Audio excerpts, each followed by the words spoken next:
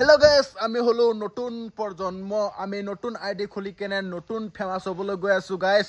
তো মনত ৰাখিবা, জয়াই অসম, আমাৰ অসম। তো চুলু লুলু মেও গপ গপ। তো মই নতুন প্ৰজন্ম, মই নতুন আইডি খুলিছোঁ ইনষ্টাগ্ৰামত। নতুন ভিডিঅ' পাই থাকিবা বুলি নাভাবিবি। এনেকৈ মই এনেই ডাইলগটো মাৰি দিছোঁ আৰু অহিংসাই পৰম ধৰ্মটো, মহাত্মা গান্ধী সত্যৰ সদায় জয় ন।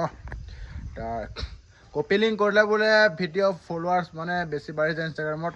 তো মই কৰি চাইছিলোঁ, একোৱেই নহ'ল। কপি লিংকেই থাকি গ'ল আৰু ফলোৱাৰ্ছেই হৈ থাকি গ'ল। না ভিউজ বাঢ়িছে, না ফলোৱাৰ্ছ, না কমেণ্ট, একো নাই। গুড লক, ভাইৰেল হ'ব আমাৰ কপালত লিখা নাই। চ' যোনে যাৰ কপালত লিখা আছে সিহঁতৰ ভিডিঅ' কপি লিংক কৰিলে ভাইৰেল হৈ যায়।